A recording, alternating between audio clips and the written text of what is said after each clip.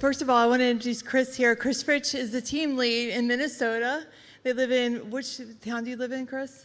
Just north of Minneapolis. They're just north of Minneapolis, and I've had the honor to be in their town several times and see them in action. It's really quite impressive how they have structured their team and what Chris has built over the past 37 years. I wanted to just quickly ask, Chris, what on your team, you all have started with a mission of how your team, like the culture, we talked a lot about culture today. Tell us a little bit about your mission and how you got started in the industry. Let's see here. So back 37 years ago, I was 12. But my parents were in real estate, and I grew up in a real estate family, construction, those types of things. And our beliefs were that, you know, if you get into something, you work hard. I kind of grew up with that same thing. I grew up on a farm and whatnot. But when I got into real estate, I was pretty young, obviously. But I guess what moved me the most is that they basically, a lot of people in that time, there wasn't a lot of young realtors around. They all started in their mid-30s and that kind of thing, and I was 22 at the time. So I was told a lot that you're not going to make it, you can't do it, those types of things, and I was like, just hold my beer, you know. So I got after it, and met a lot of great people along the way, had a lot of great mentors, and yeah, here we are. And when you structured the team, you had a mission for the team. You thought, you know, you put something together that you wanted your values to come through. Right. So a lot of that is, you know, our mission statement is, you know, changing lives, making people's lives better, those types of things, and not just for my team, which is near and dear to my heart, but my family and our clients and the community. So.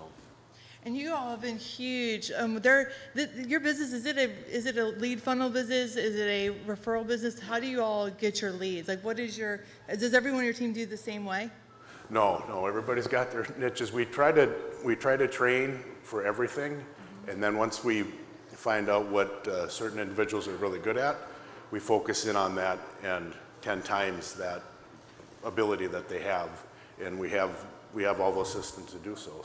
Yeah. You've been taking and putting structure around different, so these two right here, Emily and Dalton, are both rookies and wildly successful very quickly, and you're taking your strength of the team and wrapping it around each individual. Right. Yeah, very cool. So let's talk a little bit, you also have a very diverse team as far as your commercial agent. Yes. And you also do new construction. Would you share a little bit about how that helps funnel leads to the team and how that's helping, you know, everybody in this room, are they commercial agents? Absolutely, everybody here is, 100%. How are they commercial? Do they have a CCIM? Yep. No, they don't have to have a CCIM. No, all you have to do is if you have a commercial client and you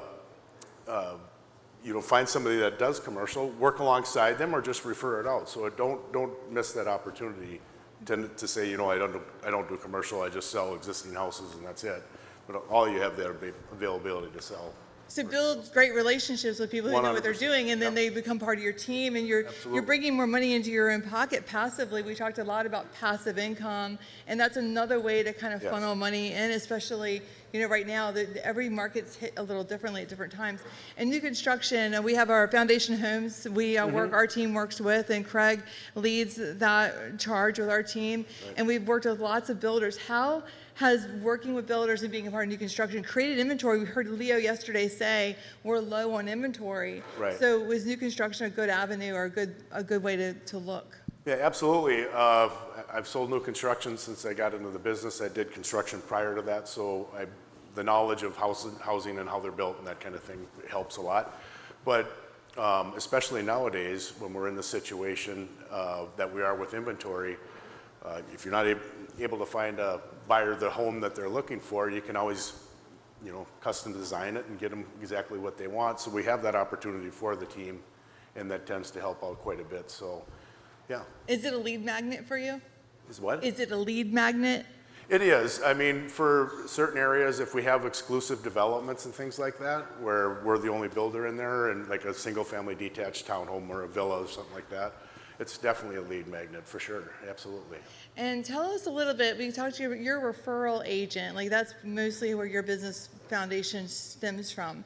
So you are a big, they do a lot of events.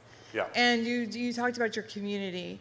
And at the Dylan Witchin Foundation through St. Jude. Correct.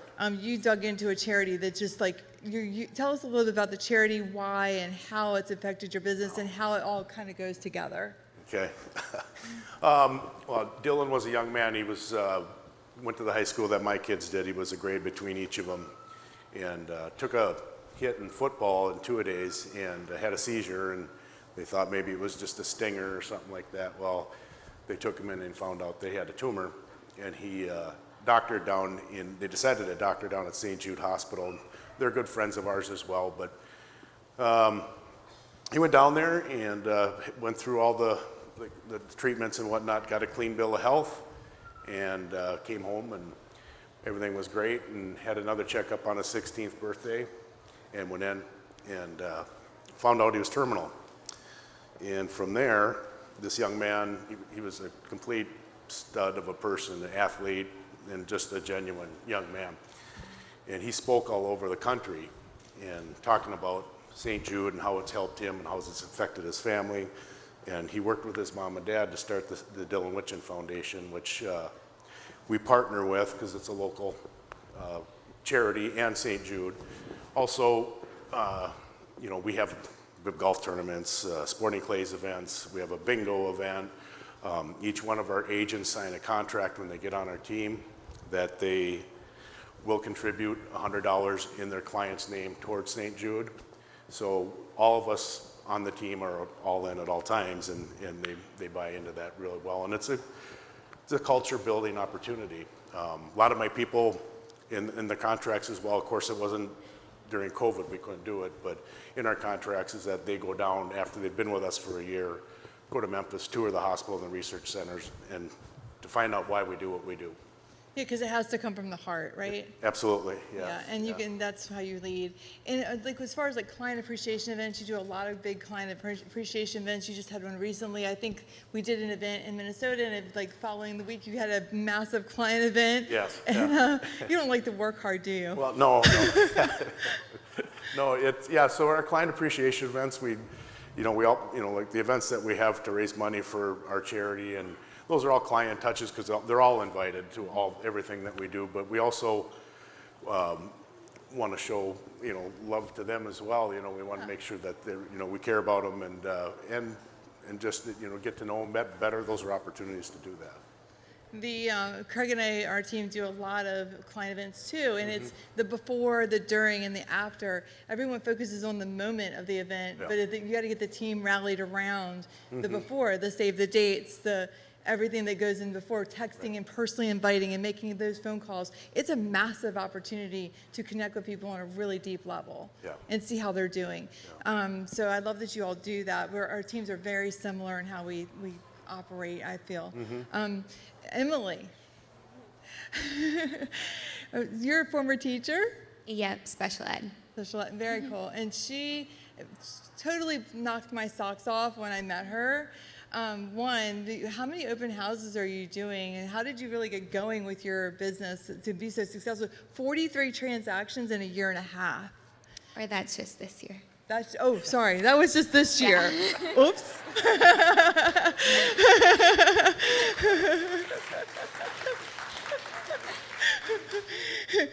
I love that.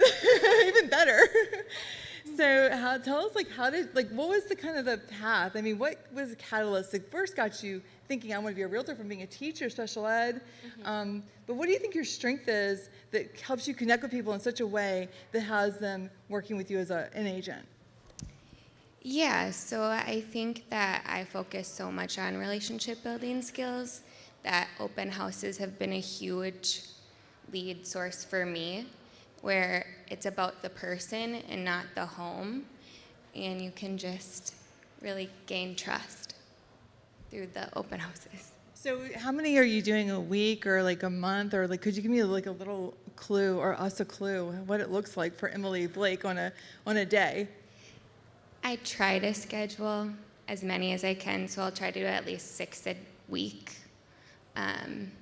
Yeah, Are they always on Saturday, or are they always at a certain time, or whenever I can, but I try to do the weekends. so Yeah, you do back-to-backs? for sure. Okay. And when you're there, like the team's marketing it, and then tell us a little bit what that looks like. You're getting people in the door, and then what's the conversation look like when they're in the door? Would you mind sharing that with us? For sure. So our team does a lot of marketing of open houses, and then I also do, and we have signs, and then a sign in right away, but I really just try to get to know the human and not have them, come in, put your information down, which is still needed so you can follow up once you build the connection, but I really think it's the trust and the love you put into each relationship. So when they come in, you're talking to them as a person, discovering their needs and their wants and desires, and you're helping, and are you thinking the whole time, like, how am I going to help this person in the future?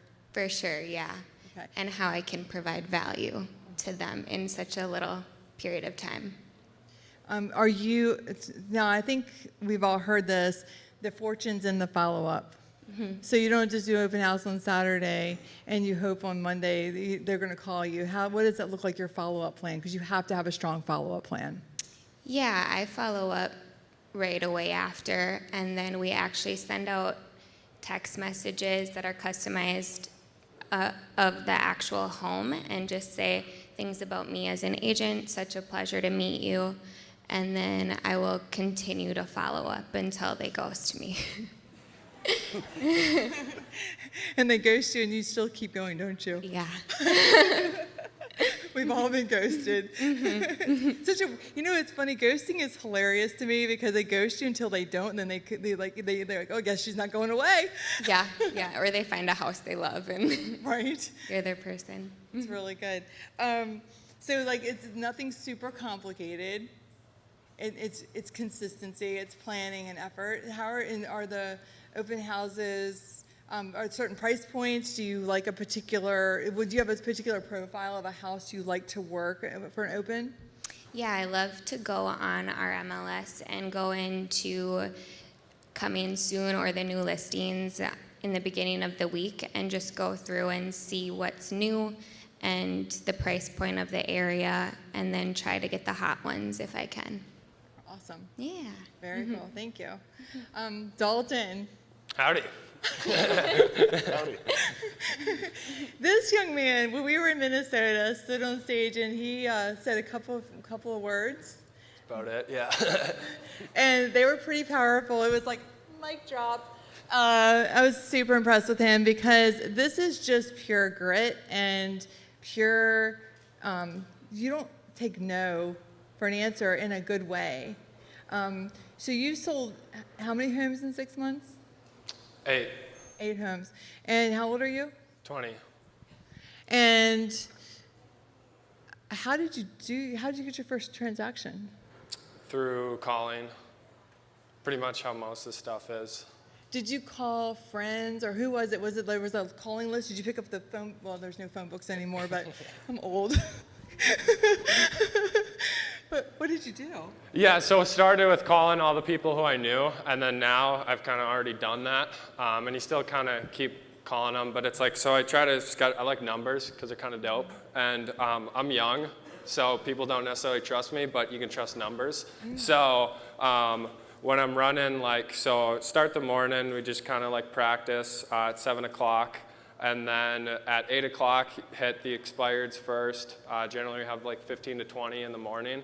And then I usually try to snipe a couple that I really like. So on iPhones and stuff, you'll text your name, and then it comes up in there maybe Dalton or whatever. So you get a better answer ratio that way. So you hit them in the morning, and then you run through that. And then after that, I have absentee lists that you hit.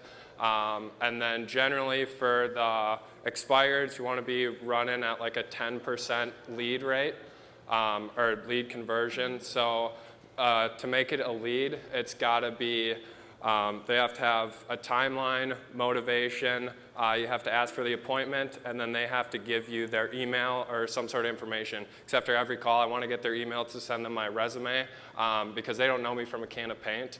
And then you just ask them wild questions. like, because most of these people are getting hammered with calls, so like, yes, their shoe size, whatever, like, because then they remember the call. So it's just different. Like, you're just having a conversation, like, what's up, Rick, you know, and they're like, who is this, you know, because it's not like, oh, I'm from eXp Realty, like, nobody cares, Right. you know, so it's like, how you doing, Rick? And then they're like, what does this guy have to say, you know? And so you just try to make it different and make it interesting, and yeah, I don't know. So yeah, so start with expireds, and then after that, move to absentee lists or circle prospecting. That you're generating a lead about 1 to 2%. So it's not as prosperous, but it is nice because then you can have, that's more like your expireds are like right away active, like you're either generating a listing or not. With the circle prospecting and that sort of stuff, that's more pipeline stuff. So that's where I like to, because it's nice to know, hey, in January, I'm going to list Tim's house down the road. And then it's like, so just having listings that you know you're going to get down the road is kind of nice to know. So you're building based, you do this on a system, so every morning you have a plan. Yeah, and then track all the numbers too. So then Okay. you can see where the leaks are. Okay, I'm not converting this, so it's my skills. Or is it, oh, I only got 15 contacts today. I'm being a bum, you know, only calling this many people. So it's kind of just like, you know, being realistic with yourself and seeing where you're going wrong and then how you can improve and fix what you're doing. Very good. When I met you, you had like 2 listing appointments that day, had 2 under contract, and I was like, whoa. I mean, it was incredible. And you go back, do you work the Sphere as well? Is that part of your Yeah. plan? Okay. Yeah, it's not like, you can't call them every day. You Right, know, like, right. you You run know out of so many people. people. Yeah, Right. yeah. So you found more people. Yeah, pretty much, yeah. Yeah, they come up every day in Vulcan and hit them up. Nice. Very good. So how does, when you have those conversations now that you're 20 years old, you've probably not bought or sold a house yet, maybe? Have you bought or sold a house? No, no. So how does that, when you go to meet with someone, the team helps you like with all the structure and everything they have to give you that edge to get it done? Oh yeah, for sure. Yeah, it's definitely nice having experience and being able to ask people questions, and then also just having a base where people can look up, oh, they have thousands of followers, you know, they've closed this many homes, and then you can show them those stats, and they're like, oh, okay, and they don't even really question your age, and if they do, it's kind of an advantage because a lot of these older folks have families and stuff like that. Not that that's a bad thing, but this is all I do, you know, so I'm able to, you know, drive, and I use it as an advantage versus a Right. So you say, I can focus on you because I have no other distractions. This is what I do. Yeah, exactly. Perfect. I love it. Chris, would you mind sharing a little bit more? I just wanted to dig a little bit more into your events. So when you're doing that, people may think that's overwhelming. Oh, I got to plan a party. I got to plan. So you have people in place to help you with this, and you also have you love social media, don't you? Oh boy, I love it. Just love it. Yeah. You love video. Oh, it's my favorite. I think, did you shoot your first video with me?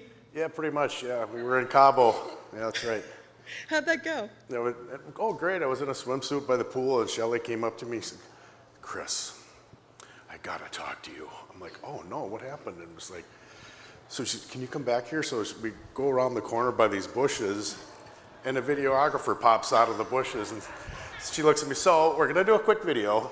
I'm like, oh, you're kidding me. So yeah, I got thrown under the bus on that one, and thrown right into it. But you've embraced it. You like Oh, yeah. love it now. Yeah, oh yeah. But you do, and you hired a social media director and a videographer Right. to help him because it's so important. That's what my point was. Is like you are embracing whatever needs to happen in our industry to get your team where you need to go, Right. and making yourself uncomfortable. Right, and then I think too, the big thing is like, you know, Caden's really good at what she does. Sure. I'm not her. Sure. Not even close. But I can hire people, you know, similar to her, you know, and try to be as good as she is at that. And, Right. you know, that'll elevate your business to just put people in the right places and because you're not the master of everything, that's for sure, I found out. Well, I want to conclude this with just thanking you all for flying out from Minnesota.